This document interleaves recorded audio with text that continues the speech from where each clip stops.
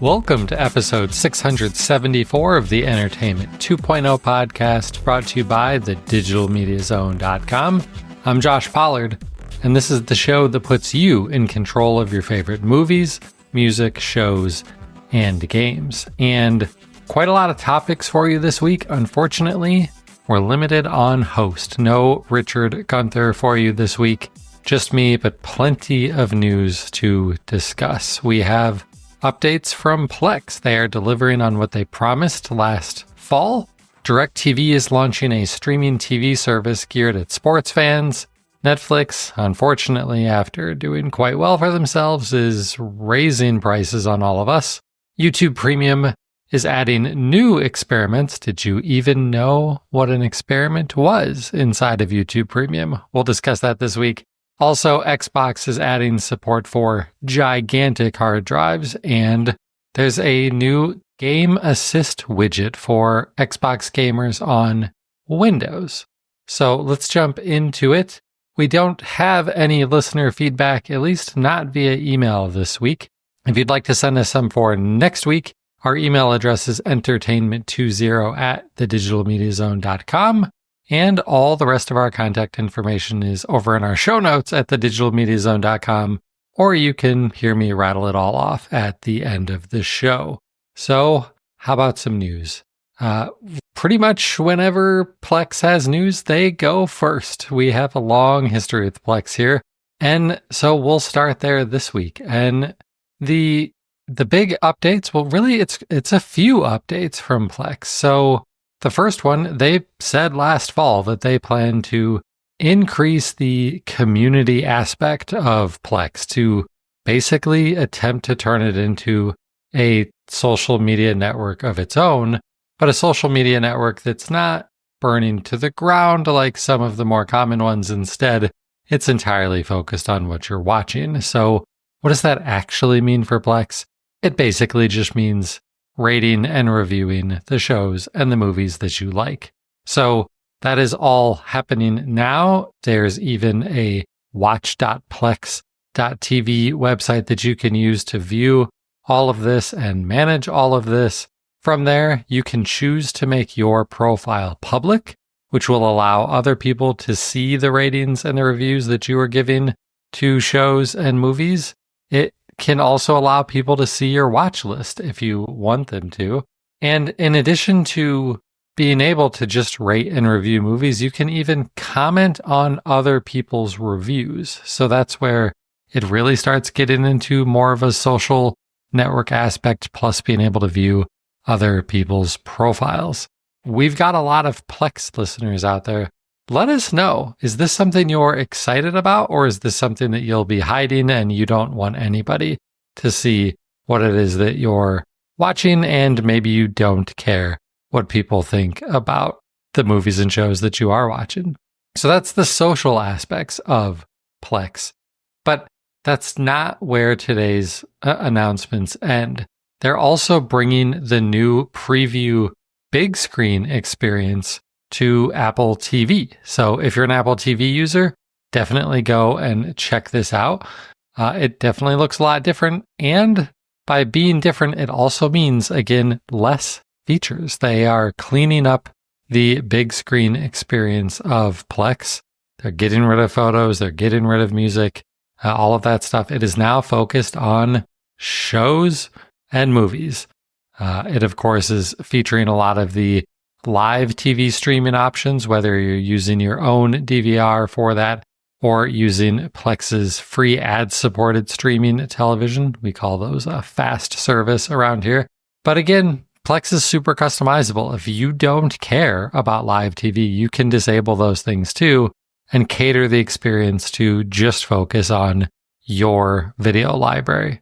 That's not even where it all ends with Plex, though, because they are also bringing a feature that's been in beta for a while to all Plex Pass holders. So not quite all users, but if you are a paying Plex Pass holder, then you will now have the ability to use HEVC encoding.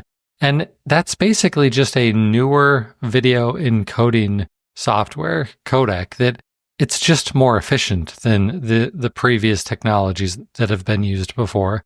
And when we're talking about higher efficiency in a audio or video codec, what that means is the same or maybe even sometimes better picture or audio quality at the same or lower bandwidth usage. So we measure those things in kilobits per second. So you can expect an HEVC stream to consume fewer kilobits per second while giving you an equal or better picture. So if your hardware supports HEV hardware encoding, then you'll want to go and enable this if you're a Plex Pass holder, assuming that, all of your client devices also support it and stuff.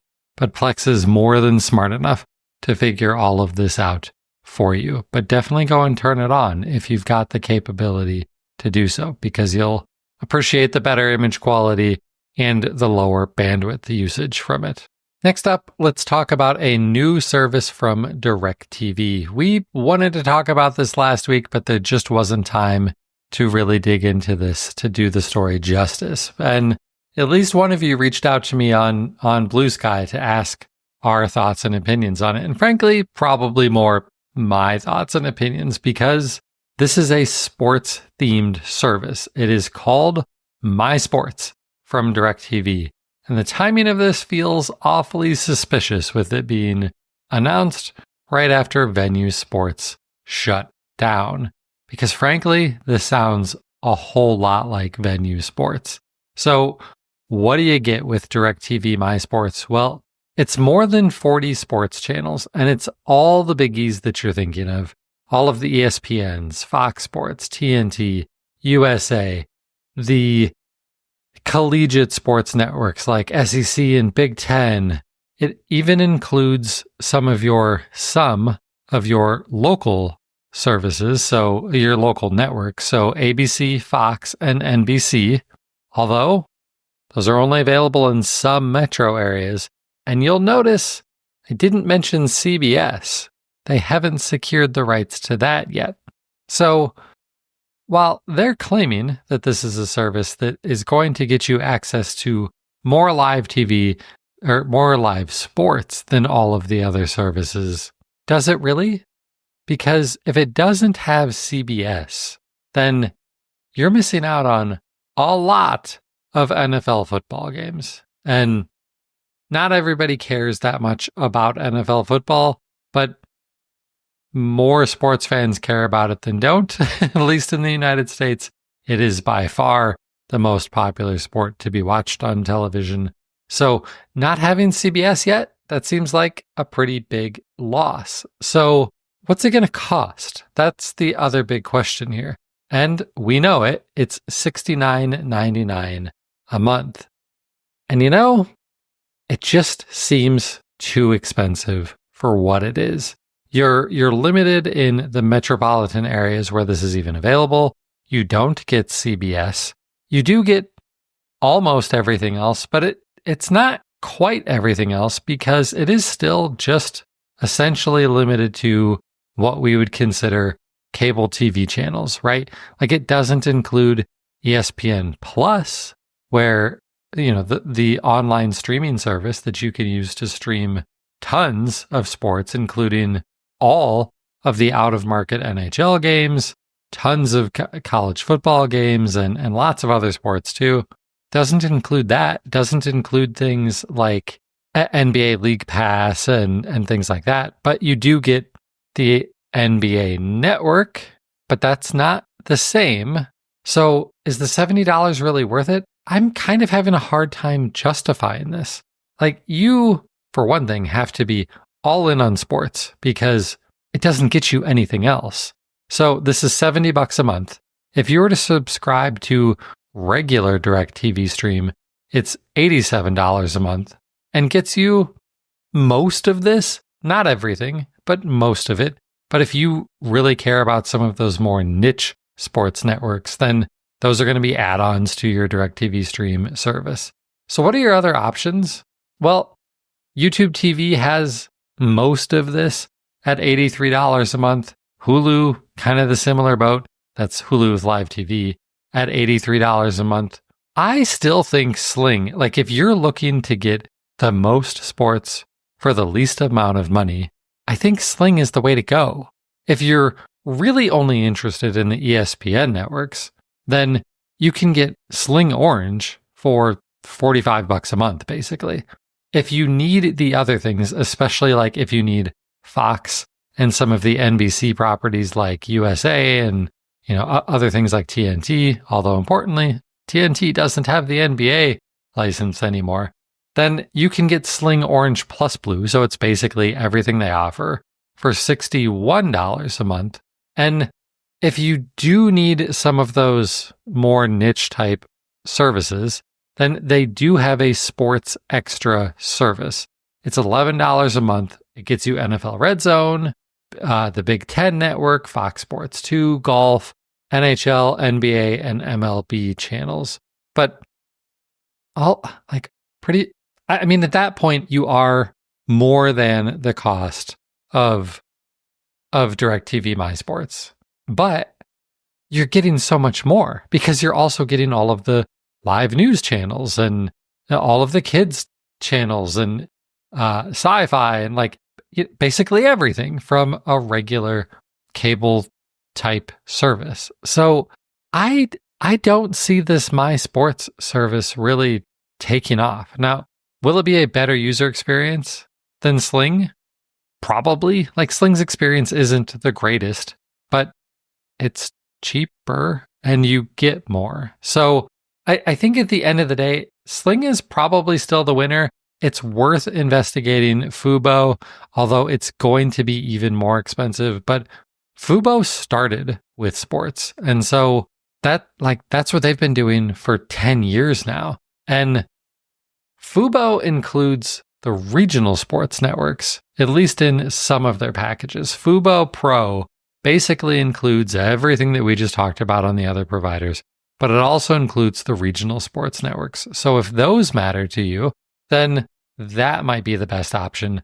But that tier is $80 a month. So none of these are going to be cheap. At the end of the day, if you want to watch live sports, it is still complicated. It's still expensive. And you're going to have to hunt and pick for what you want. If you want football, well, ESPN still really matters. Like that's the problem. ESPN really matters if you want football and basketball.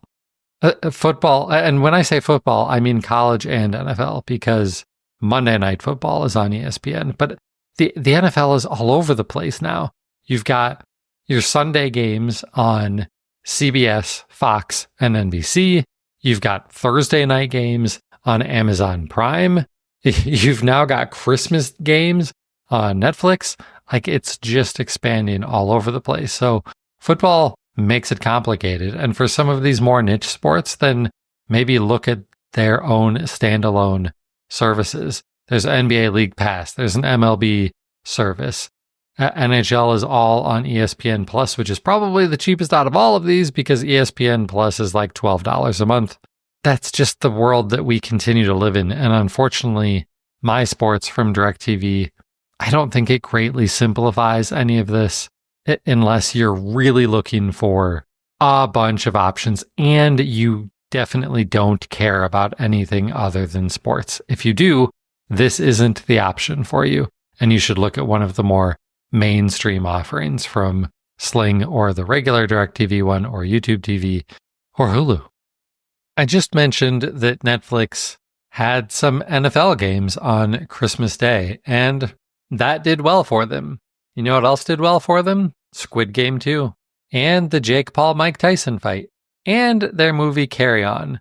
All of those things led to Q4 being a really, really good quarter for Netflix in terms of subscriptions and revenue and profits, all up year over year. That's great news for Netflix. None of that really matters that much to you, but you might think, well, they're doing super well. They're making tons of money.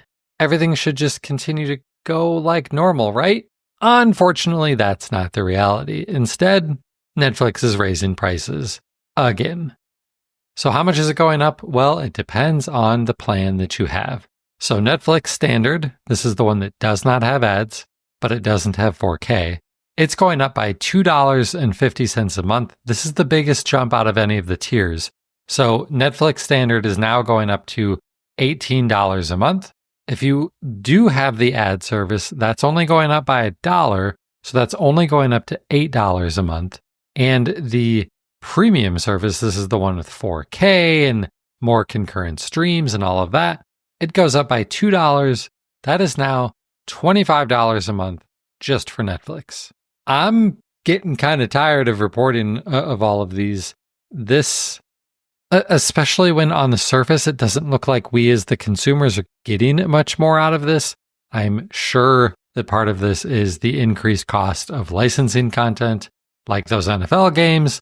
It is for sure partly due to the increasing cost of producing their own content, like Squid Games.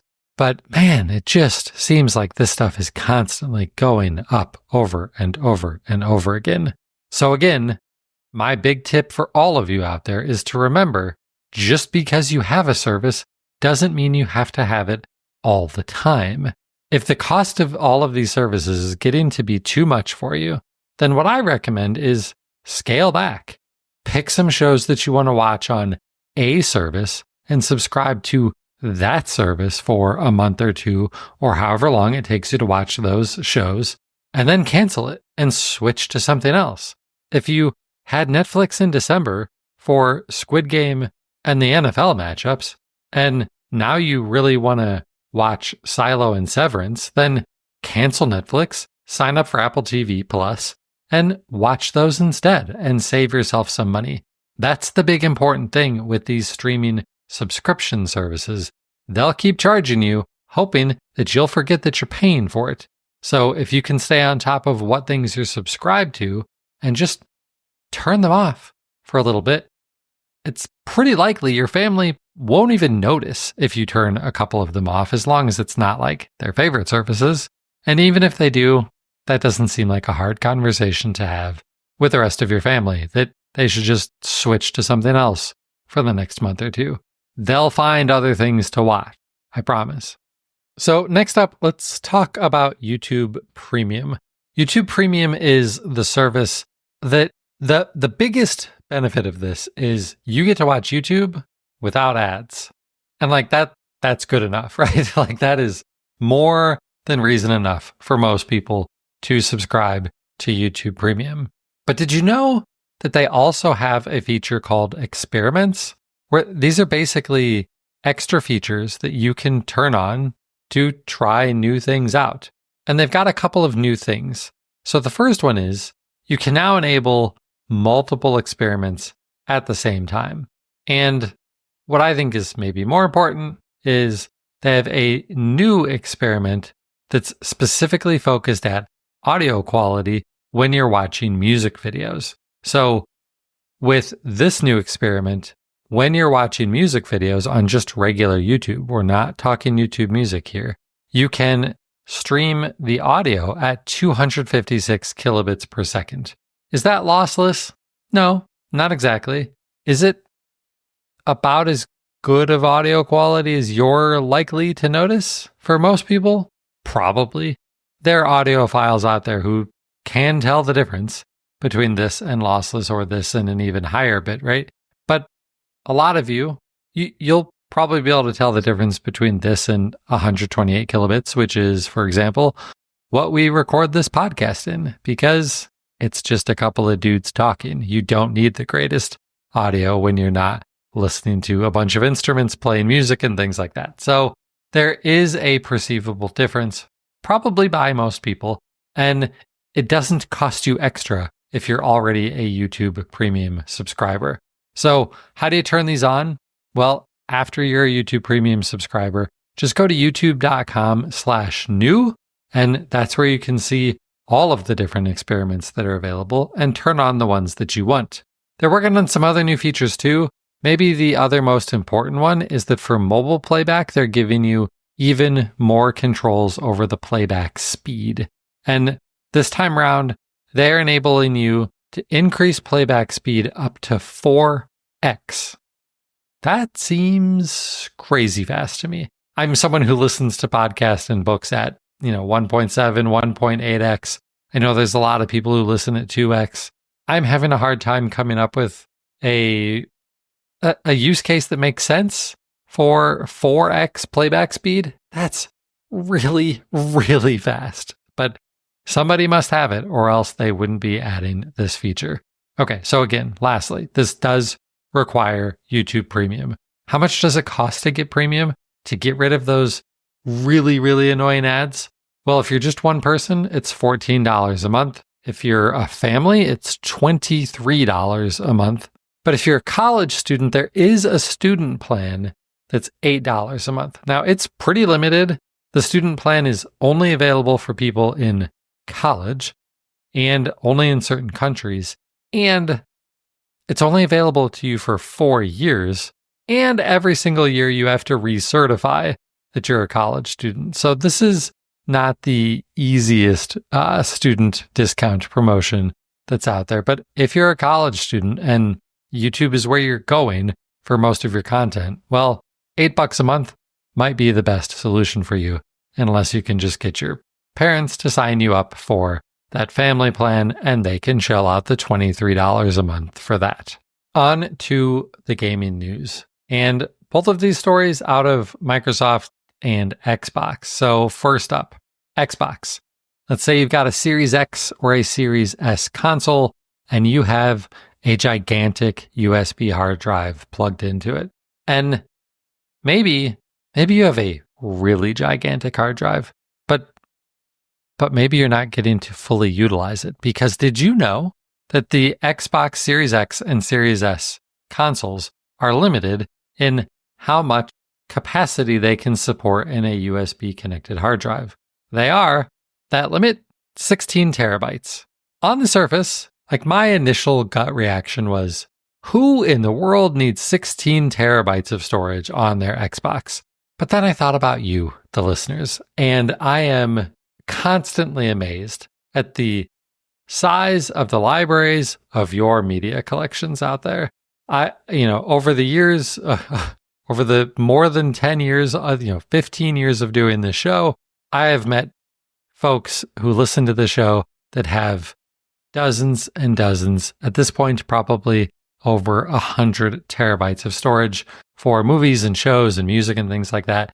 And games are enormous. They're really, really big.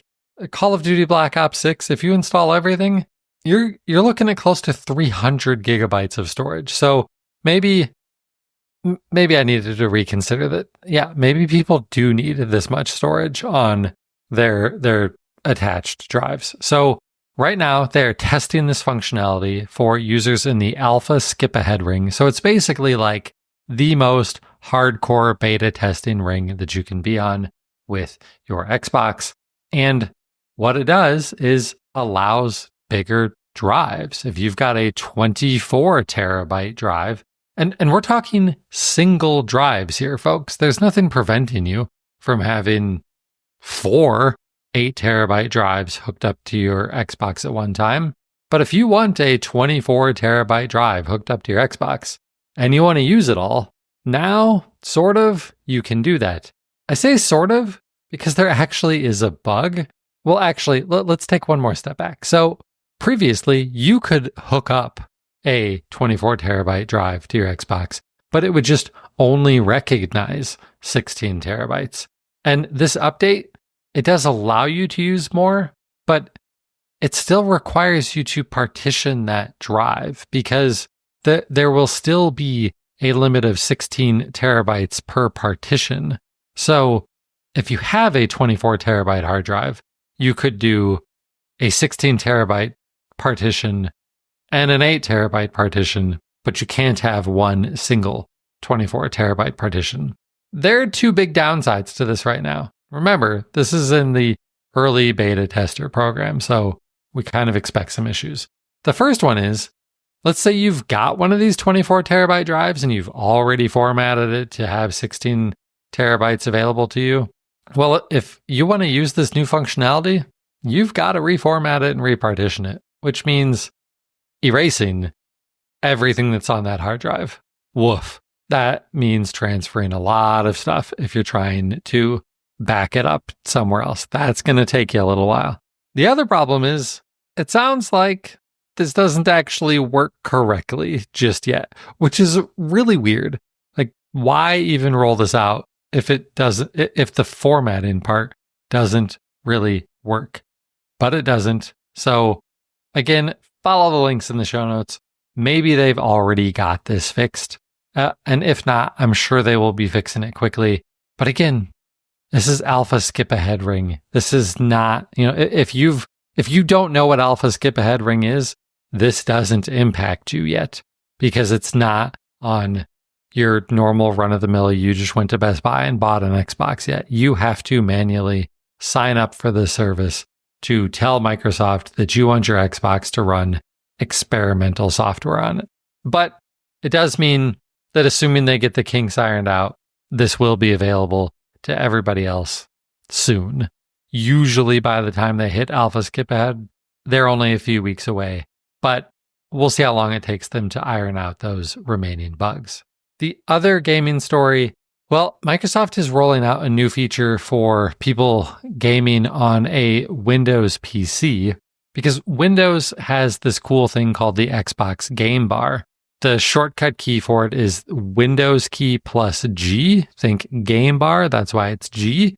And when you do that, it's going to bring up overlays that are super customizable for all sorts of things that you might be interested in seeing while you're playing a game on your PC. You can view your Xbox friends list and messages. There's audio mixer options. There's screen recording and screenshot capabilities in there. There's a screen for showing like your frames per second and your other performance metrics on your computer. But they've had this ability to have third-party widgets in the game bar also, and they made their own. And this one is called Game Assist. You actually enable this through Microsoft Edge. You have to go into the Microsoft Edge settings and then just search for Game Assist. You'll find it in the settings and enable it and open it from there. And what does it do? Well, it basically gives you a small sidebar web browser that is able to know what you're playing and suggest content for you that you might want to be looking at while you're playing. I gave this a test with Diablo 4, and it was actually pretty smart. There were sections, some of the first few options were links to the official Diablo 4 walkthrough from IGN. There was another section that were build guides for how to build different character classes. There was a section for YouTube videos related to Diablo 4. There's a lot, and it's all context aware. So I think this is pretty cool. There's going to be haters out there. Steam has a similar service, and maybe Steam's is better because it's been out longer, but this is the type of feature that Xbox is getting really focused on because they're going to eventually, if they aren't already, they will start really focusing on like the co-pilot type abilities of this. They will tell you that it's using AI to be context aware about what you're playing.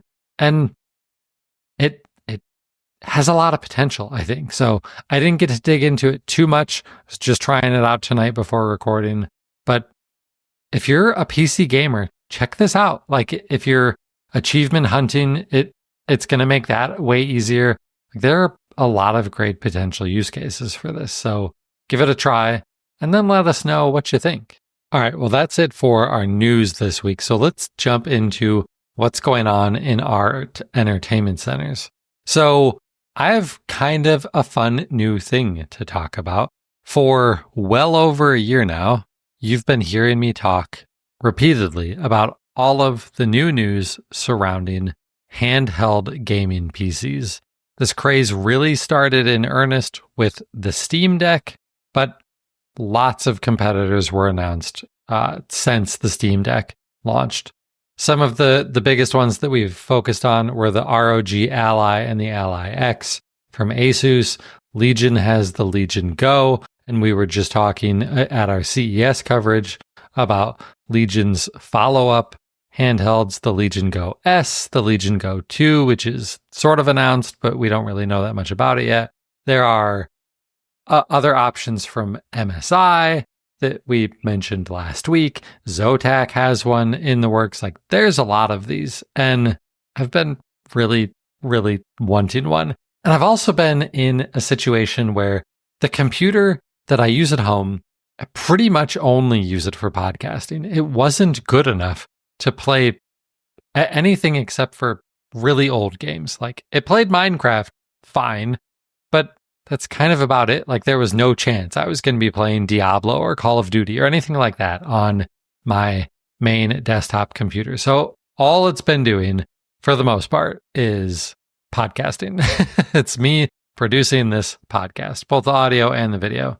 So I've been digging and kind of keeping an eye out. And I found somebody selling a Legion Go on Facebook Marketplace for a price that I couldn't refuse.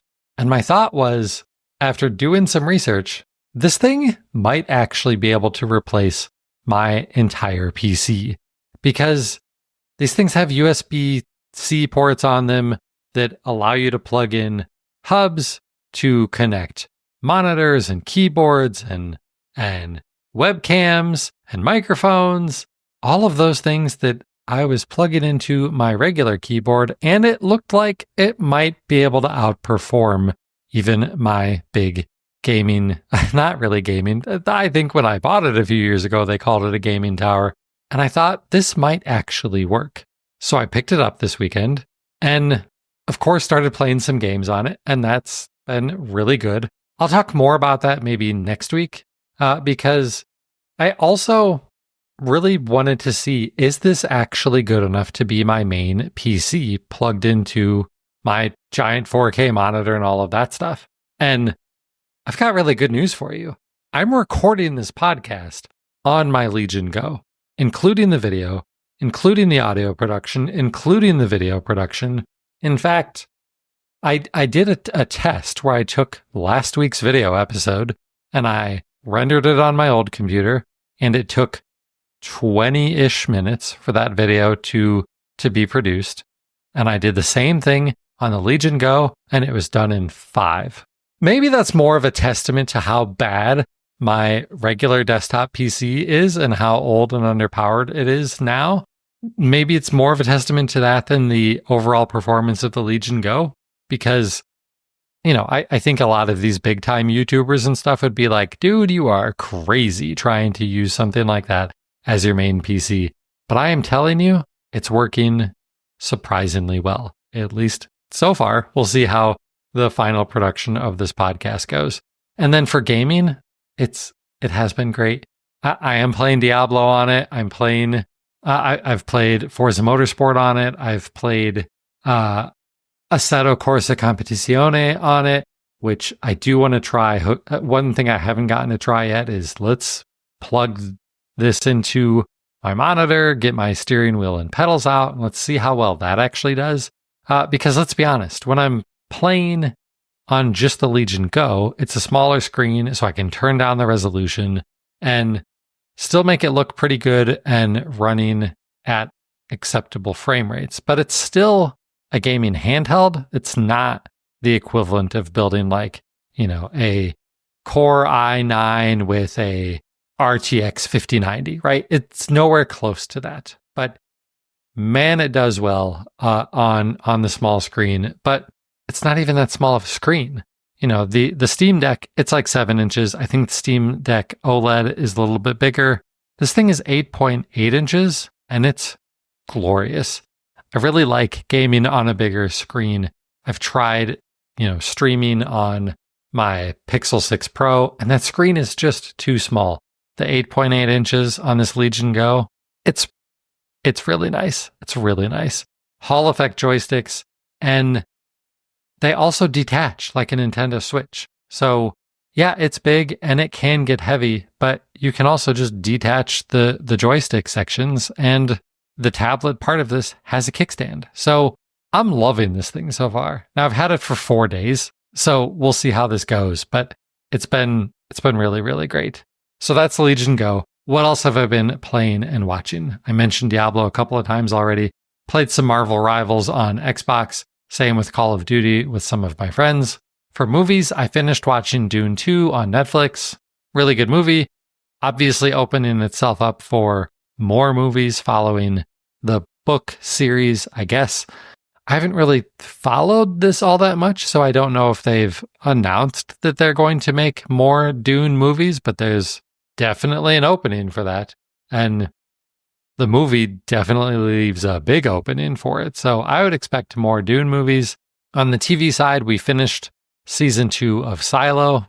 It ended very well. Really, really liked it. If you love Silo, man, you are doing yourself a disservice if you haven't just read the books. They're really great books to complement a really good show on Apple TV Plus. So the season finale of Silo was on Friday. The other thing that launched on Friday on Apple TV Plus was season 2, episode 1 of Severance. You know, I've been getting caught back up on that. I was very excited for this. Watched that over the weekend too. So good, so good. They picked up at an interesting part of the story. They're doing some really interesting things with this story. Of course, no spoilers here. We don't do that. It's good. Get caught up on Severance. You'll appreciate it. And then the sad news. I watched my last Lions game for the season. They lost in their divisional playoff game, and it was a gut punch. That one hurt. Was not ready for the season to end already, but it did. Here's hoping for next year. I've barely even talked about it. It's been like 5 days since the game. It still hurts. It sucks. I really expected even more out of this year, but this is the way sports go. Only one team can win the Super Bowl every year. There are 31 teams that don't, and this just wasn't the Lions' year. So it's all right. We'll be back next year. Next year will be our year. All right, so that's it for TV and movies and games. Books. I'm a middle-aged adult, and you know what? Being an adult and maintaining friendships, especially when you're in the age of having lots of kids, or just any kids, doesn't necessarily mean lots of kids. Your life gets so chaotic. You've got a job, you've got kids, your kids have school stuff and extracurriculars. Maintaining friendships or making new ones can be really hard. If that sounds at all familiar to you, even if you're not this age, maybe you're in your 20s or your 30s, or maybe you're past that, it's still challenging. And I just finished a really interesting book on the topic called Modern Friendship, and it was written by Anna Goldfarb, and I like it. Now, there's a lot of this is more, here's how you can be a better friend. It doesn't really tell you how to make your friends better friends, which might be what you're actually looking for. But it does talk a lot about why maybe you feel like your friendships aren't, meeting all of your needs, and some ways to deal with that, and maybe plan around it and make the situation better for yourself. So I recommend this book. It's good. It's not super long. I want to say it was somewhere between 6 and 8 hours as an audiobook. And that's what's been going on in my entertainment center. So let's wrap this up with our contact information. If you want to get a hold of us, we're all over the place. I'm primarily on Blue Sky nowadays. That's just at Josh Pollard. I'm also on Twitter at Josh Pollard. And the website is at DigiMediaZone on Twitter or X or whatever you want to call it. Richard is still on social media. You can find him at Richard Gunther on Mastodon, is still his primary service, but he is on Blue Sky using the handle richardgunther.com. You can find all of our show notes over at our website, www.thedigitalmediazone.com, where you'll find links to everything that we discussed on this episode and all of that contact information in case you didn't write it down. We also post most of these recordings to YouTube, so head on over to our YouTube channel and like and subscribe to the channel. Maybe eventually we'll hit that magic 1,000 subscriber count over there. Also, I threw this out last week. If you listen a lot, you're still listening at this point in the episode, reach out to me on Blue Sky or Twitter, or even in the email. I want to talk to you about the show. I'll be a little bit more open about it this time. It's basically a mini survey. I've just got a couple of questions that I want to ask you because I want to make this an even better show for you. And the only way for me to know how to make a show better for you is for you to tell me what you like and what you don't like. So just a couple of questions. This isn't something that's going to take you 15 minutes. It's literally 3 questions. And even if you're not interested in the survey, it's just nice hearing from you all. So find me on Blue Sky or Twitter and send me a message. My DMs are open. Okay, well, that's going to do it for episode 675. I'm Josh Pollard. Thanks for listening to Entertainment 2.0. Adios.